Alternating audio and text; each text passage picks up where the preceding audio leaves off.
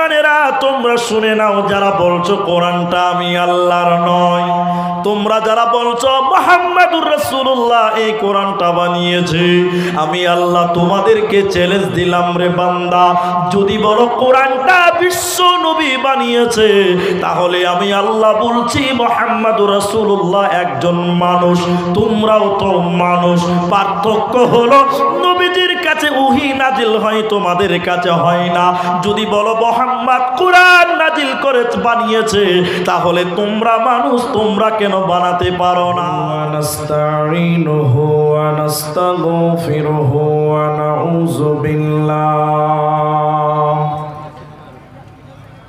নাউযু বিল্লাহি মিন শুরুরি আনফুসিনা ওয়া মিন সাইয়্যাতি আমালিনা মান ইয়াহদিহিল্লাহু ফালা মুদিল্লা লাহু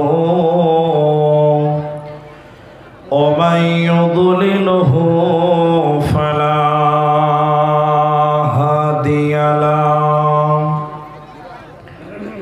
ওয়া আশহাদু আল্লা ইলাহা ইল্লাল্লাহু ওয়াহদাহু লা শারীকা লাহু ওয়া আশহাদু আন্না মুহাম্মাদান আবদুহু ওয়া রাসূলুহু আম্মা বা'দু ফাইন্না আসদাকাল হাদীস কিতাবুল্লাহ ওয়া আহসানাল হাদী হাদিয়্যু মুহাম্মাদিন মুস্তাফা সাল্লাল্লাহু আলাইহি ওয়াসাল্লাম। ফাকাদ ক্বালা আল্লাহু তাবারাকা ওয়া তাআলা বিসমিল্লাহির রহমানির রহিম কুল ইয়া ইবাদিয়াল্লাযীনা আসরাফু আলা আনফুসিহিম লা তাকনাতু মির রাহমাতিল্লাহ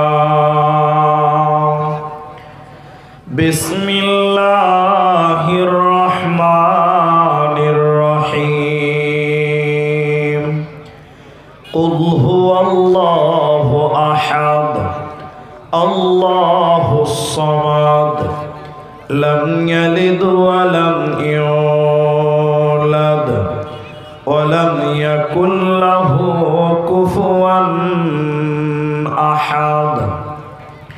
وقال النبي صلى الله عليه وسلم كل بني آدم خطاؤون وخير الخطائين التوابون।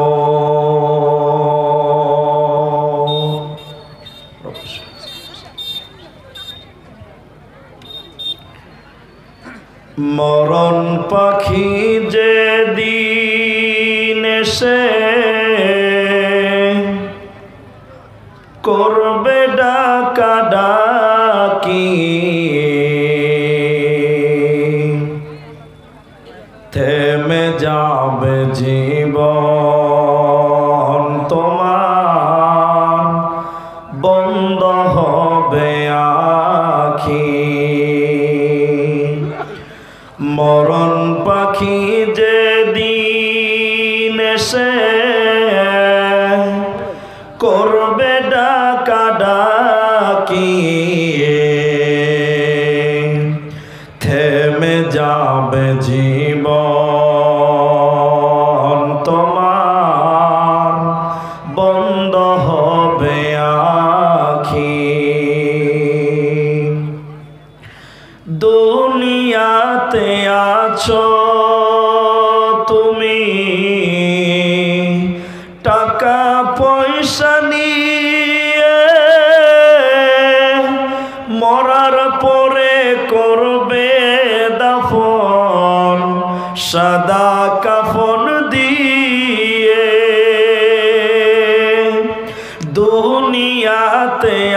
আছো তুমি টাকা পয়সা নিয়ে,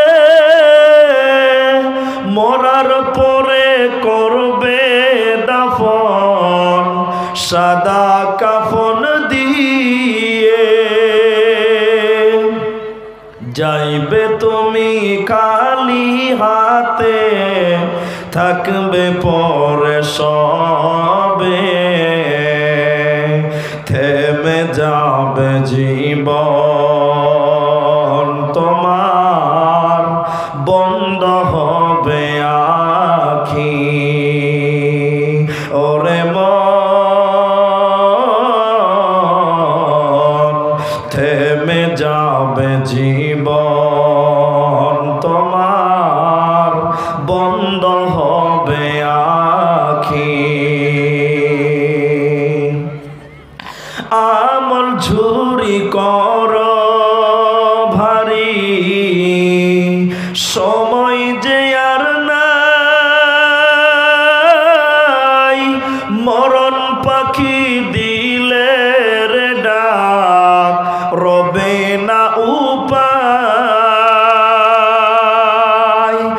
আপন ঝুরি কর ভারী, সময় যে আর নাই, মরণ পাখি দিলে রে ডাক, রবে না উপায়।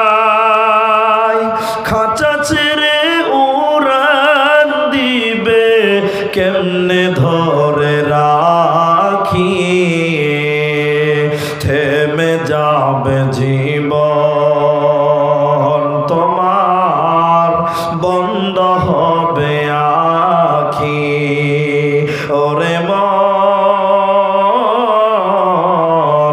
থেমে যাবে জীবন তোমার, বন্ধ হবে আখি।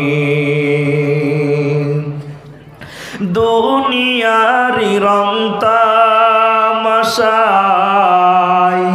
আসো তুমি মেতে, এই দুনিয়া সারতে হবে পরকালে যেতে।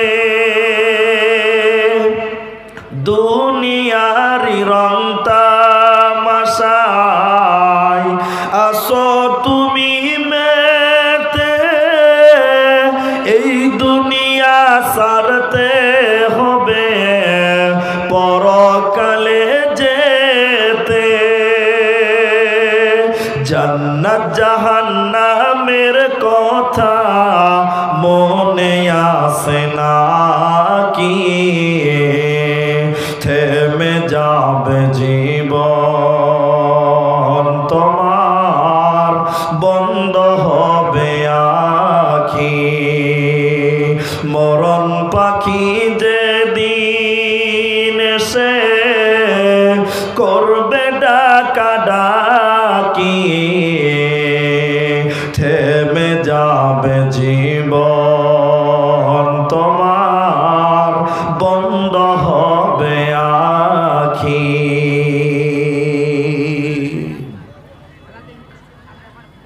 শ্রদ্ধেয় সম্মানীয়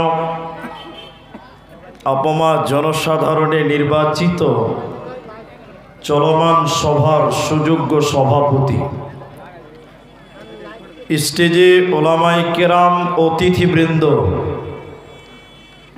স্টেজে আছে, সামনে বসে থাকা দিনদার ইমানদার মুমিন ভাই সকল, দুয়ার কান্টারি মুরব্বী সমাজ, স্নেহের কচিকাচা, পর্দার অন্তরালে বসে থাকা মুমিনা সলেহা মা ও বোনেরা, প্রাণ প্রিয় নেন্দ্রাবাসী, হরিরামপুর দক্ষিণ দিনাজপুরবাসী, সর্বাগ্রে সে মহান আল্লাহ তাবারক ওয়া তাআলা প্রশংসা জ্ঞাপন করি যে আল্লাহ তাবারক ওয়া তাআলা আমাদেরকে এক মহিলা মাদ্রাসা কেন্দ্রিক আয়োজিত মাহফিলে বসিয়ে কোরআন এবং হাদিসের আলোচনা করা, আপনাদের শ্রবণ করার যিনি তৌফিক এনায়াত করেছেন, সেই মহান মুনিবের দরবারে শুকরিয়া আদায় করি। আমরা মুহাব্বতের সঙ্গে বলি আলহামদুলিল্লাহ। দরুদ ও সালাম বর্ষিত হোক শেরকারে কায়নাত তাজদারে মাদানী নবী কুল শিরোমণি ইমামুল আম্বিয়া নবী মক্কি নবী মাদানী নবী আহমদ নবী মুহাম্মদুর রাসূলুল্লাহ সাল্লাল্লাহু আলাইহি ওয়াসাল্লাম। আল্লাহুম্মা আমিন। আল্লাহুম্মা সাল্লি আলাইহি আল্লাহুম্মা বারিক আলাইহি। মোহতারাম ভাইও আজিজ ও বুজুর্গ দোস্ত, কোরআনুল কারীম দুই জায়গা থেকে কিছু আয়াত এবং তিরমিজি শরীফ থেকে একটি হাদিসের টুকরো পাঠ করেছি। উল্লেখিত আয়াত এবং হাদিসকে কেন্দ্রবিন্দুর মধ্যে রেখে আপনাদের সামনে এক বিষয় কেন্দ্রিক কথা বলবো। যদি আল্লাহ তৌফিক দেন তো আলাইহি তাওয়াক্কালতু ওয়া ইলাইহি উনীব। সম্মানিত উপস্থিতি, আপনারা যে মাদ্রাসার জালসায় এসেছেন, এটা একটা মহিলা মাদ্রাসা। আপনারা জেনে খুশি হবেন যে এই মাদ্রাসাতে আজকে দাস্তারবান্দি হয়েছে। আপনারা এটা অনেকেই দেখেছেন বা শুনেছেন যে মেয়েদের আজকে সার্টিফিকেট দেওয়া হলো, তাদের লাঠি দেওয়া হলো, যে তারা আজকে এখান থেকে ডিগ্রি অর্জন করলো। সেই একটা রত্ন মাদ্রাসা, আমরা সেই কোরআনের বাগানের প্রতিষ্ঠানে আমরা এসে বসেছি। তো সেই প্রতিষ্ঠানকে কেন্দ্র করে আমি আপনাদের সামনে শুধুমাত্র কোরআন সম্পর্কে কিছু কথা বলবো ইনশাআল্লাহ। যে আমরা মুসলমান, আল্লাহ তাবারাক ওয়া তাআলার তরফ থেকে আমাদেরকে দিয়েছেন, আমরা পেয়েছি কোরআন। আল্লাহর তরফ থেকে পাওয়া আমাদের জন্য একটা নিয়ামত। কিন্তু বড় দুঃখ লাগে, কষ্ট লাগে, আমরা এত দামি সম্পদ পেয়েছি, কোরআন পেয়েছি, আমরা মুসলিম, আমরা সেই কোরআন সম্পর্কে কোনো জ্ঞান রাখি না।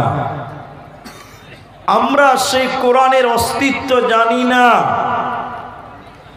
আল্লাহ তাবারাক ওয়া তাআলা কোরআন পৃথিবীতে কেন নাজিল করলেন তাও জানি না। কোরআনের অস্তিত্ব আমরা কোনোদিন জানার চেষ্টা করি না। আপনারা জানলে অবাক হবেন, 24 ঘন্টার বুকে আসমানের নিচে সবচেয়ে বেশি যে কিতাবটা তেলাওয়াত করা হয় তার নাম হলো কোরআন। তার নাম কি বললাম? কোরআন। কোরআন এত তেলাওয়াত হয় যা অন্য কোনো গ্রন্থ এত তেলাওয়াত হয় না। অপরদিকে যদি আপনাকে কোরআনের ব্যাপারটা জানাই, পৃথিবীতে কোরআনের বিরোধিতা করে এত বই লেখা হয়েছে যা অন্য কোনো কিতাবকে বিরোধিতা করে তত কিতাব লেখা হয় নাই যতটা কোরআনের বিরোধিতা করে কিতাব লেখা হয়েছে।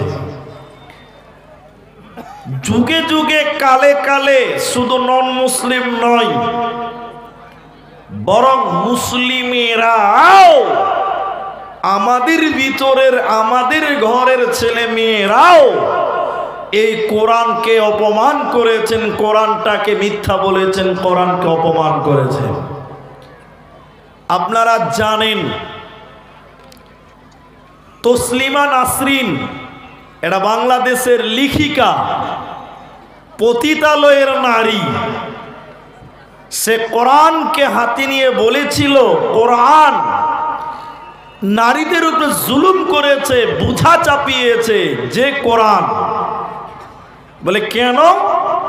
বলে ইসলামের প্রথম খেদমত যদি করেছে তো মেয়েরা করেছে, এবং প্রথম ঈমান আনলো তো মহিলা আনলো, অথচ সেই মেয়েদেরকে কোরআন আবদ্ধ করেছে, কোরআন স্বাধীনতা দেয় নাই। বলুন নাউজুবিল্লাহ। এরকম অনেক আছে যে কোরআনের বিরোধিতা স্বয়ং আমাদের ঘরের ছেলেরা, নামধারী কিছু মুসলমানেরাই করে এসেছে। করে নাই? করে। আর জাহান্নামে যাওয়ার মৌলিক যতগুলো কারণ আছে, আল্লাহ তার মধ্যে একটা কারণ বলেছেন, ওয়াকাযযাবু বিআয়াতিনা কিযযাবা।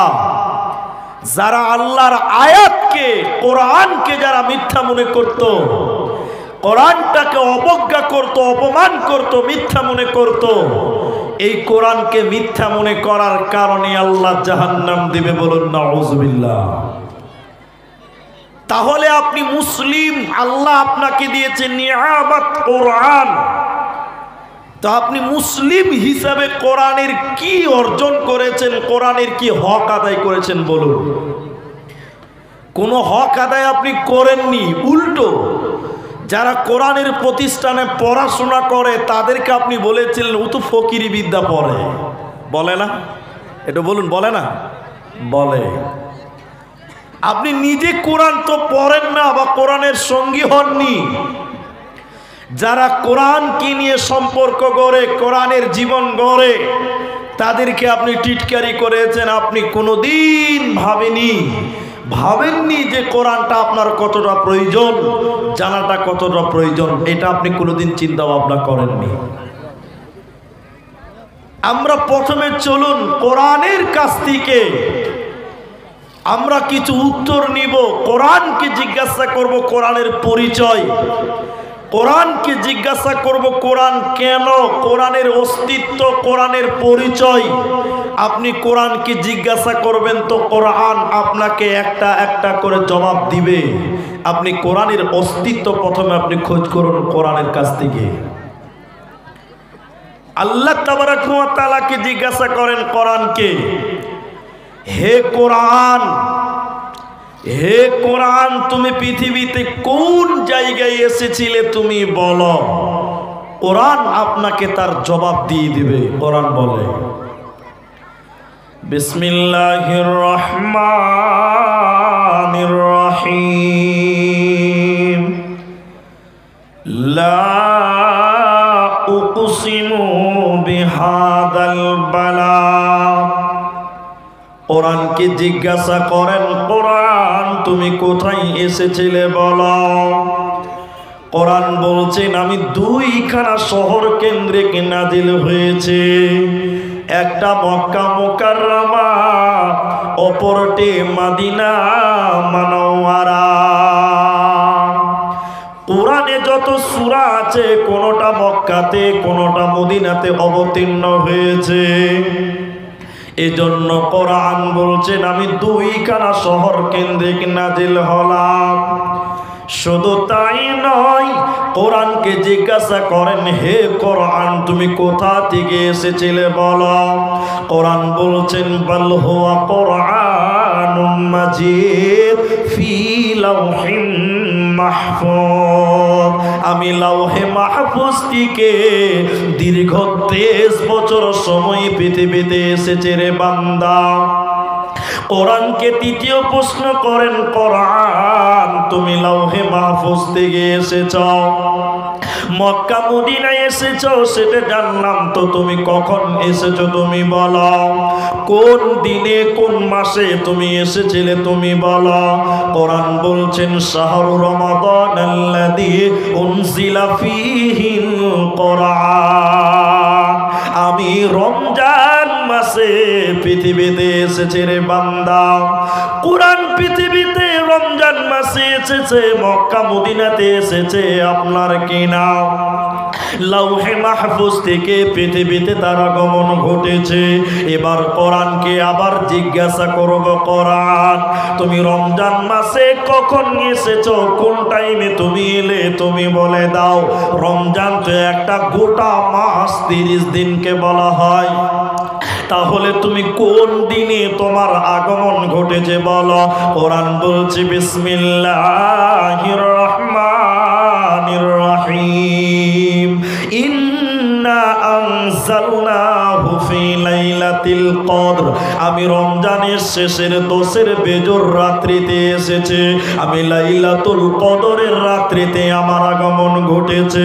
কোরআনকে এরপর জিজ্ঞাসা করব, কোরআন হে কোরআন তুমি রমজান মাসে কদরের রাত্রিতে তুমি এসেছো সেটাও জানলাম, তো তুমি কেন এলে, তোমার আসার কারণটা তুমি বলো, তোমার উদ্দেশ্য বলো, তোমার টার্গেট বলো, পৃথিবীতে তুমি কেন এলে, আল্লাহ তোমাকে কেন দিল তুমি বলে দাও। কোরআন বলছে বান্দা শুনে লাও, হুদাল লিন্নাস, আমি মানুষের হেদায়াতের জন্য পৃথিবীতে এসেছে রে বান্দা। কোরআন মানুষকে হেদায়াত দেওয়ার জন্য পৃথিবীতে এসেছে। এজন্য আল্লাহ হেদায়াতের মালিক, কিন্তু হেদায়াত গ্রহণ করতে হবে কোরআন থেকে গ্রহণ করতে হবে।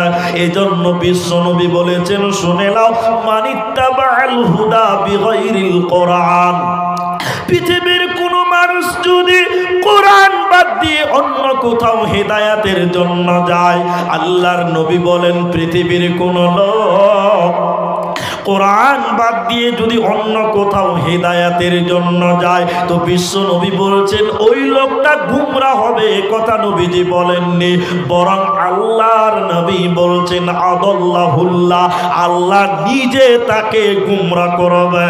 অতএব কোরআনের কাছ থেকে তুমি হেদায়াত গ্রহণ করো।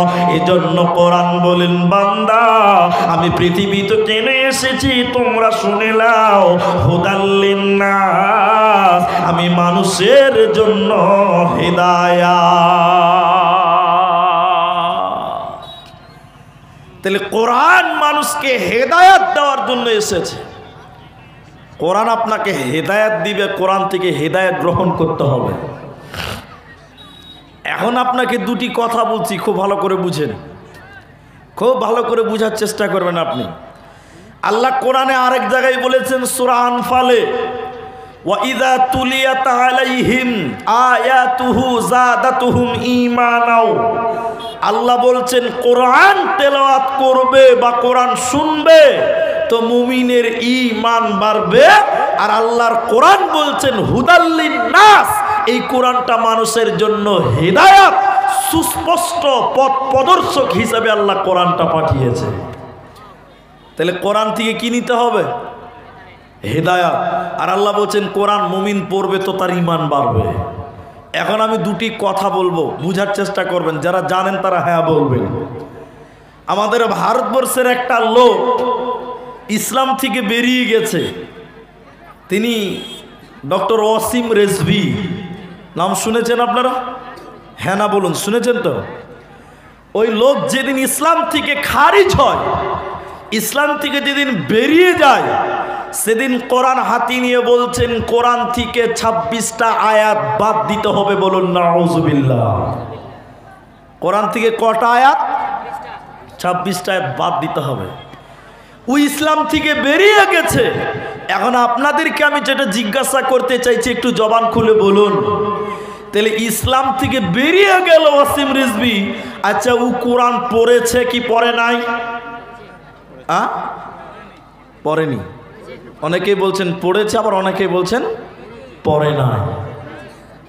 জিনা, সে কোরআন পড়েছে। যদি সে কোরআনটা না পড়লো তাহলে আল্লাহর 26টা আয়াতকে চিহ্নিত করতে পারতো না। পারতো? বলুন পারতো? পারতো না। তাহলে কোরআন পড়েছিল ওয়াসিম রিজভী, তাহলে আল্লাহ বলছেন কোরআন মানুষকে হেদায়াত দিবে, তাহলে ওয়াসিম রিজভী হেদায়াত পেল না, উল্টা আরো গুমরাহ হলো কেন? প্রশ্ন আসবে না? আল্লাহ বলছেন কোরআন মানুষের ঈমান বাড়ায়, তেলাওয়াত করলে ঈমান বাড়বে, তাহলে ওর ঈমান বাড়লো না কেন? ও আরো বেঈমান হলো কেন? ফর এক্সাম্পল দিচ্ছি, আপনি বুঝার চেষ্টা করুন, একটু বুঝার চেষ্টা করবেন আপনারা। টোটো চলে না? টোটো টোটো কিসে চলে? ব্যাটারিতে চলে। বস আপনারা একটু কথা বলবেন, টোটো কিসে চলে? ব্যাটারিতে। হরিরামপুর স্ট্যান্ডে একটা দোকানি ব্যাটারি চার্জ করে, ওর কাজ হলো কি ব্যাটারি চার্জ করা, 20 টাকা 30 টাকা করে নেয়। তো একদিনও দোকানের বারান্দাতে 15-20টা ব্যাটারি চার্জ করছে। এমন সময় এক খ্যাপা, খ্যাপা বুঝেন তো, পাগল পাগল বুদ্ধি কম, খ্যাপা দোকানের সামনে দিয়ে আস্তে আস্তে বলছে, দোকানদার ভাই এই প্লাস্টিকগুলো কি হচ্ছে ভাই? কত খ্যাপা, ব্যাটারিকে প্লাস্টিক বলছে। তো দোকানি বলছে যে খ্যাপাকে আর কি বুঝাবো যে কোনটা প্লাস্টিক আর কোনটা ব্যাটারি? তো দোকানি সুজা বাংলায় বলে দিয়েছে, আরে খ্যাপা প্লাস্টিকের ভিতরে কারেন্ট ভরছি, রেল লাইট জ্বলবে, টোটো চলবে। তো খ্যাপা মনে মনে বলছে যে প্লাস্টিকেও কারেন্ট ভরা যায়। খ্যাপা হলে এটি ঠিক বুঝেছে যে প্লাস্টিকেও কারেন্ট ভরা। খুশি হয়ে খ্যাপা আবার বাড়ি চলে গেছে পাগল। ওর বাড়িতে যত প্লাস্টিকের বালতি ছিল আর বয়ম ছিল, এক বস্তা নিয়ে চলে এসছে, দোকানের সামনে ঢেলে দিয়ে বলছে, দোকানদার ভাই আমার প্লাস্টিকের বালতিতে এখানে কারেন্ট ভরে দাও, আমি বাড়িতে লাইট জ্বালাবো। আচ্ছা আপনারা বলুন, ওর প্লাস্টিকের বালতিতে কারেন্ট ঢুকবে? একটু জুড়ে বলুন, ঢুকবে? দোকানি এবার বলছে, তোর প্লাস্টিকে কারেন্ট ঢুকবে না বে। তখন বলছে, কেন ঢুকবে না? এখনি বললে প্লাস্টিকে কারেন্ট ভরছে আর আমার বেলায় ঢুকবে না, মানে তাড়াতাড়ি কারেন্ট চার্জ করো।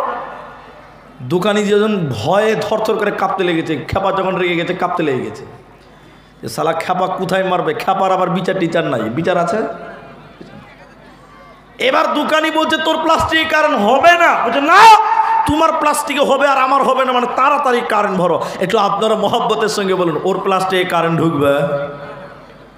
দোকানি এবার বলছে, খ্যাপা তোর প্লাস্টিকে কারেন্ট ঢুকবে না, আমারটাই ঢুকবে কেন? এই দুই জনের মধ্যে একটা বিরাট তফাৎ আছে, ফারাক আছে। তফাৎটা কোন জায়গায় শুনেলে রে পাগল? আমার প্লাস্টিকের ভিতরে এসিড আছে, তামা আছে, ইঞ্জিল আছে, মাল আছে, পানি আছে, এর জন্য তার চার্জ হবে, কারেন্ট ঢুকবে, লাইট জ্বলবে। আর খ্যাপা তোর প্লাস্টিকের বালতির ভিতরে কিছুই নাই, হাওয়া আছে, কিয়ামত পর্যন্ত চার্জ করলে চার্জ হবে না। আল্লাহর কোরআন বললেন, শোনো মুমিনরা, কোরআনটা হেদায়াত, ওয়া ইযা তুলিয়াত আলাইহিম আয়াতুহু যাদাতুহুম ঈমানা। যে ব্যক্তি ঈমানের সঙ্গে কোরআন তেলাওয়াত করবে, মুমিনের ঈমান বাড়বে। তাহলে ওয়াসিম রিজভীর বাড়লো না কেন? ওয়াসিম রিজভী ইসলাম থেকে খারিজ হয়ে যাওয়ার কারণ হলো সে ঈমানের সঙ্গে কোরআন পড়ে নাই, ঈমান ছিল না, বেঈমান হালাতে কোরআন পড়েছিল। সন্দেহ করে কোরআন তেলাওয়াত করলে ঈমান বাড়বে না। যেহেতু আল্লাহ মুমিনদেরকে বলেছে, মুমিনেরে তোরা যদি কোরআন তেলাওয়াত করিস, আমি আল্লাহ বলছি তোদের ঈমান বাড়বে, বেঈমানের ঈমান বাড়বে না। এজন্য আল্লাহ বললেন, শোনো হুদাল্লিন নাস, এই কোরআন আমি আল্লাহ তোদের জন্য দিলাম হেদায়াত। অতএব এই জায়গা থেকে হেদায়াত গ্রহণ কর, এটা হলো মানুষের জন্য হেদায়াত। কিছু লোক এই কোরআন দিয়ে নিজের জীবনকে রাঙিয়েছিল, আর কিছু লোক এই কোরআনকে দিয়ে আরো বিরোধিতা করেছিল। করে নাই? করেছিল। কোরআন কি জিনিস আপনি জানেন না? কোরআনের টোটাল জিন্দেগিটাই ঈমান নেকির সঙ্গে সম্পৃক্ত রয়েছে। মক্কার মুশরিকেরা, মক্কার কাফিররা বিশ্ব নবীকে বলেছিল, কবে আল্লাহর নবীকে কবি বলেছিল আর বলেছিল কোরআন আল্লাহর নয়। বিশ্ব নবীকে কবি বলেছিল কেন? কোরআনটা এত সুন্দর মিল, একটা আয়াতের সঙ্গে আর একটা আয়াতের মিল। আপনারা কবি রবীন্দ্রনাথের নাম শুনেছেন, কবি নজরুলের নাম শুনেছেন, ধীরেন্দ্রনাথের নাম শুনেছেন। এদেরকে কবি বলা হয়, এরা কবিতা আবৃত্তি করেছে। কবিতা তাকেই বলা হয় এক লাইনের সঙ্গে আর এক লাইনের মিল আছে। আল্লাহর নবীকে মক্কার মুশরিকেরা, মক্কার কাফেররা কবি বলেছিল কেন? সুবহানাল্লাহ।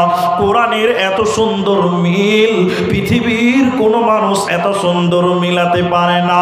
কাফেররা বলেছিল কোরআনটা আল্লাহর কালাম নয়, এটা মুহাম্মদ বাড়িতে বসে বসে বানিয়েছে। এজন্য বিশ্ব নবীকে তারা কবি বলে আখ্যায়িত করেছিল। কোরআন কত সুন্দর মিল। আমি কোরআনের হাফেজ নই, তারপরও আপনাদের জানাতে চাই, আপনারা নেন্দ্রার মুসলমান, হরিরামপুরের মুসলমান, কোরআন কত সুন্দর কবিতা একবার দেখলেন, কোরআনের মিল দেখলে অবাক হয়ে যাবেন। ওয়াশ-শামসি ওয়া দুহাহা ওয়াল কমারি ইযা তালাহা ওয়ান নাহারি ইযা জাল্লাহা ওয়াল লাইলি ইযা ইয়াগশাহা ওয়াস সামাই ওয়া মা বানাহা ওয়াল আরদি ওয়া মা তাহাহা ওয়া নাফসি ওয়া মা সাওয়াহা ফাআলহামাহা ফুজুরাহা। সব শেষে শুধু হা হা হা। সুবহানাল্লাহ বলুন। সব শেষে হা হা। এত সুন্দর মিল। ওই জন্য মক্কার মুশরিকেরা, মক্কার কাফেররা বলেছিল কোরআনটা আল্লাহর কালাম নয়, এটা বিশ্ব নবী বাড়িতে বসে বসে বানিয়েছে। এই জন্য নবীজিকে তারা কবি বলেছিল। বলুন নাউজুবিল্লাহ। বলেছিল কোরআনটা নবী বানিয়েছে, এটা আল্লাহর না, মুহাম্মদ কবি হয়ে গেছে। এত সুন্দর মিল কোনো কবি বানাতে পারে না। পারে? সূরা কাউসারটা পাঠ করেন আপনি, সূরা কাউসারটা পাঠ করেন। ইন্না আ'তাইনা কাল কাউসার, লাস্টে কি আছে? র। লাস্টে কি আছে? আলিফ বাজারে জানেন লাস্টে কি আছে? র। ফাসাল্লি লিরাব্বিকা ওয়ানহার, লাস্টে কি আছে? র। কি আছে বলুন, একটু বলুন। র আছে। লাস্টের আয়াতটা বলুন, ইন্না শানিয়াকা হুয়াল আবতার, কি আছে লাস্টে? সুবহানাল্লাহ বলবেন না? এত সুন্দর মিল। ওই জন্য মক্কার মুশরিকেরা বলেছিল এই কোরআনটা আল্লাহর নয়, এটা মুহাম্মদ বাড়িতে বসে বসে বানিয়েছে। বলুন নাউজুবিল্লাহ। এজন্য রাসূলকে তারা কবি বলেছিল। আল্লাহ তাবারাক ওয়া তাআলা মক্কার মুশরিকদের জবাব দিতে গিয়ে কোরআনে আয়াত নাজিল করে বললেন, মুশরিকের দল, হে মক্কার মুজরিমেরা, কাফের বেঈমানেরা, তোমরা শুনে নাও, যারা বলছো কোরআনটা আমি আল্লাহর নয়, তোমরা যারা বলছো মুহাম্মাদুর রাসূলুল্লাহ এই কোরআনটা বানিয়েছে, আমি আল্লাহ তোমাদেরকে চ্যালেঞ্জ দিলাম রে বান্দা, যদি বলো কোরআনটা বিশ্ব নবী বানিয়েছে, তাহলে আমি আল্লাহ বলছি মুহাম্মাদুর রাসূলুল্লাহ একজন মানুষ, তোমরাও তো মানুষ। পার্থক্য হলো নবীজির কাছে ওহী নাজিল হয়, তোমাদের কাছে হয় না। যদি বলো মুহাম্মদ কোরআন নাজিল করে বানিয়েছে, তাহলে তোমরা মানুষ, তোমরা কেন বানাতে পারো না? ঠিক কিনা বলেন? পৃথিবীর কেউ কোরআন বানাতে পেরেছে? জুড়ে বলুন, পেরেছে? আল্লাহ তাদেরকে বললেন, শোনো, ওয়া ইন কুনতুম ফি রাইবিম মিম্মা নাযালনা আলা আবদিনা ফাতু বিসূরাতিন মিন মিথলিহি ওয়াদউ শুহাদা। হে কাফিররা, শুনে নাও, যদি তোমরা মনে করো কোরআন মুহাম্মদ বানিয়েছে, তাহলে তোমরাও মানুষ, তোমরা বানিয়ে দেখাও। 114টা সূরাতে বানাতে হবে না, একটা সূরা বানিয়ে দেখাও, একটা আয়াত বানিয়ে দেখাও। ইন কুনতুম সাদিকিন। পৃথিবীর কেউ কোরআন বানাতে পারে না, ভবিষ্যতেও কেউ কোরআন বানাতে পারবে না, এরই নাম কোরআন। তাই আল্লাহ তাবারক ওয়া তাআলা সূরা বাকারা সূরা নাম্বার 2 পারা নাম্বার 2 রুকু নাম্বার 21 লাইন নাম্বার 12 আয়াত নাম্বার 177 এর মিডল পয়েন্টে আল্লাহ বলেছেন, ওয়াল কিতাব কিতাব, আমার যত আসমানি কিতাব রয়েছে ওই কিতাবগুলির উপরে তোমরা ঈমান আনো। কোরআন কার কালাম? সবাই বলুন কার? এই কোরআনে কোনো ভুল আছে? এটা জুড়ে বলুন, কোরআনে ভুল আছে? এই কোরআনে কোনো ভুল নাই। আল্লাহ বলছেন এই কিতাবগুলির উপরে তোমরা ঈমান আনো। কোরআনটাকে চোখ বন্ধ করে মেনে নিতে হবে। মানব সকলে বলুন ইনশাআল্লাহ। আর একটা কথা আপনাদের মাঝখানে জানিয়ে দিতে চাই, আল্লাহ বললেন এই কিতাবের উপরে তোমরা ঈমান আনো। এই কিতাবের টোটালটাই নেকি, সম্পূর্ণটাই নেকিতে রূপান্তরিত রয়েছে। আপনার মনে হচ্ছে না? কোরআনটা দিবেন একটা, ওই কোরআনটা দেন, আপনাকে আমি দেখাই। এটা কিতাব 2 জন 3 জনেতে ধরে নিয়ে আসছে, এত বড় কিতাব। আপনারা একটু বলবেন আমার সঙ্গে, বিরাট বড় কিতাব। পড়তে লাগলেন, এদিকে দেখেন, পড়তে লাগলেন। আচ্ছা বলুন, পড়লে জ্ঞান বাড়তেও পারে নাও পারে, হ্যাঁ কি না বলুন? পারতেও পারে নাও পারে, এর কোনো ভরসা নাই। বলুন অত বড় কিতাব পড়লে 1 নেকি হবে, বলা যাবে? এটা কথা বলে না, যাবে? যাবে না। বিরাট বড় কিতাব, পড়লে জ্ঞান বাড়তেও পারে নাও পারে, তার কোনো ভরসা নাই। কিন্তু পড়লে 1 নেকিও পাওয়া যাবে না। কিন্তু কোরআন এমনই একটা কিতাব, এই কিতাব পড়লে নেকি আছে না নাই? সবাই বলুন সুবহানাল্লাহ, বলবেন না? পৃথিবীতে এমন কোন কিতাব নাই যেই কিতাবের প্রতিটা অক্ষরে অক্ষরে 10টা নেকি পাবেন। শুধুমাত্র এই কোরআন এমনই একটা ব্যতিক্রম কালাম, যেই কিতাবের প্রতিটা অক্ষরে অক্ষরে 30 নেকি দিবে, বলুন সুবহানাল্লাহ। 10 নেকি হবে, বলুন সুবহানাল্লাহ। 10 করে দিবেন। আল্লাহ রসুল বলেছেন আলিফ লাম মিম 3টা হরফ 30টা নেকি পাওয়া যাবে। ক নেকি? বলুন পৃথিবীতে এমন কোন কিতাব আছে যে পড়লে নেকি পাওয়া যাবে? যাবে না। শুধু তাই নয়, এই কিতাবটা টোটালটাই নেকিতে জড়িত। নবীজি বলেছেন কিয়ামতের দিন আল্লাহ তাবারক ওয়া তাআলা 2 জনের সুপারিশ আল্লাহ গ্রহণ করবে। কিয়ামতের দিন 2 জনের সুপারিশ আল্লাহ মঞ্জুর করবেন। তার প্রথম মঞ্জুর করবেন কোরআন। কোরআন কিয়ামতের দিন সুপারিশ করবে। কোরআন আল্লাহকে কিয়ামতের দিন বলবে, আল্লাহ তোমার এই বান্দাটা পৃথিবীতে কোরআন তেলাওয়াত করেছিল, আল্লাহ তোমার এই বান্দা পৃথিবীর জমিনে কোরআন তেলাওয়াত করেছিল, আল্লাহ তুমি আমার সাক্ষী গ্রহণ করো। আল্লাহ তাবারক ওয়া তাআলা কোরআনের সাক্ষী গ্রহণ করে যে ব্যক্তি কোরআন তেলাওয়াত করেছিল, আল্লাহ তাবারক ওয়া তাআলা বলছেন তাকে কিয়ামতের দিন জান্নাত দিবে, বলুন সুবহানাল্লাহ। কোরআন এমনই একটা কিতাব, এই কিতাব আপনার জন্য কিয়ামতের দিন সুপারিশ করবে। একবার আপনারা বলুন তো, যে ব্যক্তির জন্য কোরআন সাক্ষী দিবে তার কোনো ভয় আছে? জোরে বলুন, ভয় আছে? কোনো ভয় নাই। আল্লাহ রসুল বলছেন তোমার জন্য কিয়ামতের দিন কোরআন সুপারিশ করবে। জানি না আমরা। শুধু তাই নয়, এই জন্য আল্লাহ তাবারক ওয়া তাআলা বলছেন, বান্দা এই কোরআনের উপরে তোমরা ঈমান আনো। এই কিতাবে কোনো ভেজাল নাই, এই কিতাবে কোনো সন্দেহ নাই। এখানে আরেকটা তথ্য দিয়েছি, যে মাদ্রাসা, এই যে মাদ্রাসা, আপনাদেরকে এই তথ্যটা মনে রাখার জন্য চেষ্টা করতে বলছি। মনে রাখবেন, কেউ ভুলবেন না। একটু হ্যাঁ না বললে বুঝে নিবেন, বুঝতে পারবো।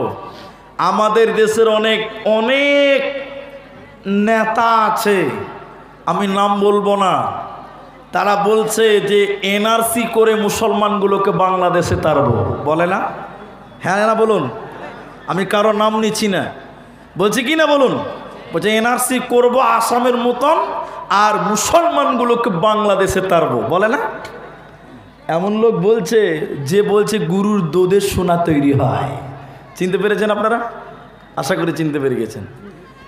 শুনেলেন ইংরেজেরা বলেছিল ওলামা কো তারো, আলেমদেরকে দেশ থেকে তারো। কারণ ইংরেজদের বিরুদ্ধে সর্বপ্রথম যুদ্ধ ঘোষণা করেছিল ওলামায়ে কেরাম। কারা? ওলামায়ে কেরাম। তাই ইংরেজেরা বলেছিল ওলামাদের তারো, মুসলমানকে তারো। একবার আপনারা জুড়ে বলুন, মুসলমানদেরকে দেশ থেকে তাড়তে পেরেছে না তারাই লেজ গুটিয়ে পালিয়েছে? জুড়ে বলুন, তারাই দেশ থেকে পালিয়ে গেছে। আজকে যারা বলছে যে এনআরসি করে মুসলমান তারবো, তাদেরকে বুঝি ব্যাগ রেডি রাখো, তোদেরকে পালাতে হবে। ঠিক কিনা জুড়ে বলুন, নারায়ে তাকবীর। তাদেরকে পালাতে হবে। ইংরেজেরা বলেছিল মুসলমান তারো, ওলামা কো তারো। আপনারা জুড়ে বলুন, মুসলমানদের দেশ থেকে তাড়তে পেরেছে না তারা পালিয়েছে? তারা পালিয়েছে। অতএব আমরা এই দেশে ছিলাম, আমরা এই দেশে আছি, আমরা এই দেশে থাকবো। নারায়ে তাকবীর। আমাদের বেকানোর মতন ক্ষমতা পৃথিবীর কারো। ইংরেজেরা অনেক চেষ্টা করলো, পারল না। পরিশেষে তারা আলোচনায় বসলো যে মুসলমানদেরকে পারি না কেন। আলোচনা করে গবেষণা করে করে বলছেন সুবহানাল্লাহ, যতদিন মুসলমানের কাছে কোরআন থাকবে ততদিন মুসলমানকে বেকানো যাবে না। তখন তারা বলেছিল কোরআন কিনো, পুড়িয়ে দাও, জ্বালিয়ে দাও, ছাড় খার করে দাও। যেদিন পৃথিবীতে একটাও কোরআন থাকবে না, মুসলমান এমনিতেই পশু হয়ে যাবে। ঠিক কিনা বলুন? হ্যাঁ কিনা বলুন? আজকে আমরা কোরআন থাকতেও অন্ধ। জি, আমরা কোরআন থাকতেও অন্ধ। এই কোরআনের মূল্য আমরা জানি না, মাদ্রাসার মূল্য আমরা করতে পারি না। তো তখন আমার মতন একজন হাব্বা জুব্বা পড়ে একজন বেঈমান নাস্তিক, আমি এইটুকু বুঝাবার জন্য বলছি আপনাদের এই নেন্দ্রা মাদ্রাসা, এই নেন্দ্রা মাদ্রাসা বুঝাবার জন্য বলছি। এই মাদ্রাসা একটা বেঈমান বড় লম্বা পাঞ্জাবি পড়ে মুলবি সাহেব সাইজা চলে এসে, বুঝলেন, এসে বলছে যে মুলি সাহেবকে বলছে মাওলানা, হেড মুলবিকে বলছে, হেড মাওলানা বলছে কে? বলছে আমি একটা বিদেশি মেহমান। শুনেন। বলে কি হয়েছে? বলছে যে আপনাদের মাদ্রাসায় কোরআন আছে। আচ্ছা আপনারা বলুন, এটা পাগলের প্রশ্ন না? কত মাথা মোটা, ওর প্রশ্নতে ধরা পড়ছে। আচ্ছা এই মাদ্রাসায় যে যদি হেড মুলবিকে বলেন ভাই আপনাদের মাদ্রাসায় কোরআন আছে, তো হেড মুলবি বলবে তোর মাথায় গোবর আছে, বলবে না? আরে মাদ্রাসায় কোরআন থাকবে না তো কি থাকবে? একটু হ্যাঁ না বলুন না রে বাবা। মাদ্রাসায় কোরআন থাকবে না তো কি থাকবে? হ্যাঁ কিনা বলুন? কোরআন আছে। তখন বলছে হ্যাঁ, মুলি সাহেব বলছে হ্যাঁ কোরআন আছে। তো কোরআন থাকবে না মানে? তো এবার নাস্তিক বেঈমান বলছে মুলি সাহেব কতটা আছে? তো মুলি সাহেব বলছে অনেক আছে, তুমি কটা নিবে? তো বলছে যতটি আছে সবটি নিব। তখন কোরআন বিরুদ্ধে আন্দোলন চলছে, তখনই বুঝে নিয়েছি সবটি কোরআন চাইছে, আর ভাব মূর্তি ভালো লাগে না। তখনই মুফতি সাহেব বুঝে গেছে ডাল মে কুচ কালা হয়। এবার হেড মাওলানা এই নেন্দ্রা মাদ্রাসা, তারপরে আপনার বাগিচাপুর মাদ্রাসা বুঝাবার জন্য বলছে শুনেলেন। হেড মুলবি মাদ্রাসার 3টে ছাত্র ডাকমুরা, আরে আব্দুর রহমান কই রে বাবা? আব্দুর রহিম কই রে বাবা? আব্দুল সাত্তার। 3টে ছেলে এসে বলছে জি মুলি সাহেব বলেন। এবার হেড মাওলানা বলছে রে বাবা তোরা তো গোটা গোটা কোরআন মুখস্থ করেছিস। আচ্ছা আপনারা বলুন, হাফেজারা গোটা কোরআন মুখস্থ করে কি করে না? করে না? তোরা তো গোটা গোটা কোরআন মুখস্থ করেছিস রে বাবা। ইনি বিদেশি মেহমান কোরআন নেওয়ার জন্য এসেছে রে বাপ, কোরআন নেওয়ার জন্য এসেছে রে বাবা। একলাই তো শোনালে শুনিয়ে দিতে পারবি, কিন্তু হিপিয়ে যাবি, ক্লান্ত হয়ে যাবি রে বাপ। এরে আব্দুর রহমান তুমি 1 থেকে 10 পারা শুনিয়ে দাও। এরে আব্দুর রহিম তুমি 11 থেকে 20 পারা শুনিয়ে দাও। এরে আব্দুল সাত্তার তুমি 21 থেকে 30 পারা শুনিয়ে দাও। যখন এই 3টা ছেলে বিসমিল্লাহ থেকে শুরু করে মিনাল জিন্নাতি ওয়ান নাস বলেছে, ওই বেঈমান নাস্তিক বাসা মানুষ দাঁড়িয়ে গিয়ে বলছেন, আল সঙ্গে সঙ্গে কালেমা পড়ে নিল। ওই নাস্তিক সঙ্গে সঙ্গে কালেমা পড়ে বললেন, আমি আল্লাহর কসম করে বলছি শুনে নাও, আমাদের আলোচনা হয়েছে কোরআন কিন, পুড়িয়ে দাও, জ্বালিয়ে দাও, কিন্তু আমি আল্লাহর কসম করে বলছি শুনে নাও, মুসলমানদের থেকে কোরআনকে মিটানো সম্ভব হবে না। মুসলমানদের থেকে কোরআনকে মিটানো সম্ভব হবে না। তার কারণ শুনে নাও, মুসলমানেরা এই কোরআনকে আত্মাতে জায়গা দিয়েছে কি দেয় নাই? আজকে পৃথিবীতে লক্ষ কোটি কোটি কোরআনের হাফেজ আছে, সব কোরআন যদি পুড়িয়ে দেওয়া হয় তবু কোরআনকে মেটানো সম্ভব হবে না। তার কারণ শুনে নাও, মুসলমানেরা তাদের কালামকে কোরআনে জায়গা দিয়েছে। এজন্য একজন গবেষক, এই জন্য একজন দার্শনিক এইরকম করে কোরআন পৃথিবীর লোকদেরকে দেখাচ্ছিলেন। শুনে নাও, দেখে নাও পৃথিবীর লোক, হে নেন্দ্রা হরিরামপুরের মুসলমান, তোমরা শুনে নাও, তোমরা দেখে নাও, সারা পৃথিবীর লোক যখন কোরআন দেখলো, তিনি কোরআনটা বন্ধ করে বললেন, বলো, তোমরা বলো, এই কোরআনটা কোথায় লেখা আছে? তোমরা বলো, কিসে লেখা আছে? তোমরা বলো। সবাই কোরআন দেখে বলতে লাগলো, সাদা কাগজে আর কালো কালিতে লেখা আছে। তখন তিনি ইমানদার, তিনি বলছিলেন, জি না, এই কোরআনটা এই চক্ষু দিয়ে দেখলে হবে না, এই কোরআনটা এই চক্ষু দিয়ে দেখলে হবে না, কোরআনটা তোমরা ইমানের চক্ষু দিয়ে দেখো। এই কোরআনটা কোনো কাগজে নয়, এই কোরআনটা কোনো কালিতে নয় মুসলমান, বরং এই কোরআনটা শহীদের রক্তের বিনিময়ে লেখা হয়েছে রে। এই কোরআনের জন্যে কত মা তার বাচ্চা হারিয়েছে, কত বাবা তার সন্তান হারিয়েছে, কত মা তার সন্তানকে হারিয়েছে। অতএব কোরআনটা পৃথিবীর কোনো কাগজে নয়, বরং শহীদের রক্তের বিনিময়ে এসেছে। এই কোরআনকে পৃথিবীর কেউ মিটাতে পারে না, পারবে না, পারবে না। এজন্য আল্লাহ বলেছেন, শোনো, ইন্না নাহনু নাযালনা যিকরা ওয়া ইন্না লাহু লাহাফিযুন। আমি আল্লাহ এই জিকিরকে নাজিল করলাম, এই কোরআনকে নাজিল করলাম, এই কোরআনের হেফাজতের দায়িত্ব স্বয়ং আমি আল্লাহ গ্রহণ করেছি রে বান্দা। পৃথিবীর কেউ কোরআন মিটাতে পারবে না। আপনারা একবার বলুন, কোরআন মিটানো সম্ভব? কোনোদিন কোরআন মিটানো যাবে না। কোরআন কতদিন থাকবে? যতদিন নেন্দ্রা মাদ্রাসা থাকবে। হ্যাঁ কিনা বলুন? কোরআন ততদিন থাকবে যতদিন পৃথিবীতে এরকম মাদ্রাসা থাকবে। কারণ কোরআনের বাগান হলো মাদ্রাসা। যেদিন মাদ্রাসা বন্ধ হয়ে যাবে আর কোরআনের চাষ হবে না। বড় দুঃখ লাগে, বড় কষ্ট লাগে। এখন আপনাদের একটা কথা আমি বলছি, শোনেন। আপনারা যারা আছেন, এখন আমাদের সমাজে কিছু মানুষ আছে, মুলবি দেখলে গায়ে চুলকানি শুরু হয়, আছে না? এটা আসতে বলেন, আছে না নাই বলুন?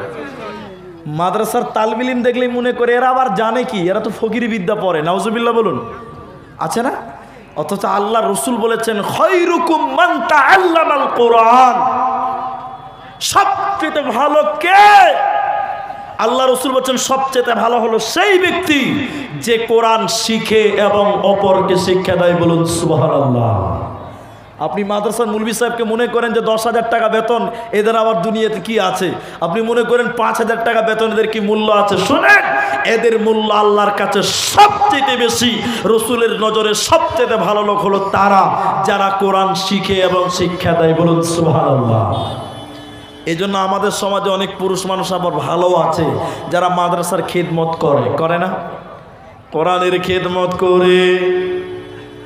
আল্লাহ তাবারাক ওয়া তাআলা বলেন, শোনো, 5 ওয়াক্তের নামাজ যারা পড়ে এবং সকাল সন্ধ্যা যারা কোরআন তেলাওয়াত করে, আমি আল্লাহর কোরআন বলছি কানাত মাশহুদা, কিয়ামতের দিন ওই ব্যক্তির জন্য কোরআন আল্লাহর সাথে কথা বলবে। বলুন সুবহানাল্লাহ। পাঁচ ওয়াক্তের নামাজ আর যারা কোরআন তেলাওয়াত করে সকাল সন্ধ্যা, এখন আপনারা একটু বলুন আমাদের বাড়িতে কোরআন তেলাওয়াত হয়? জোরে বলুন হয়? হয় না, লজ্জার বিষয় নাই। কিন্তু সবচেয়ে ভালো ভাগ্যবান তারা যাদের গ্রামে মাদ্রাসা আছে। দেখবেন মাদ্রাসাতে প্রতিদিন সকাল সন্ধ্যা কোরআন তেলাওয়াত হয়। সুবহানাল্লাহ বলুন। বরকত হবে না গ্রামে? হবে কি হবে না বলুন? গ্রামে বরকত হবে না? প্রতিদিন সকাল বিকাল এই মাদ্রাসাগুলোতে মাদ্রাসার ছাত্রীরা, মাদ্রাসা ছাত্ররা গুনগুন করে কোরআন তেলাওয়াত করে। আরেকবার বলুন সুবহানাল্লাহ। আল্লাহর কোরআন বললেন আকিমিস সালাতা লিদুলুকিস শামসি ইলা ওয়াসাকিল লাইল ওয়া কুরআনাল ফাজর ইন্না কুরআনাল ফাজরি কানাত মাশহুদা।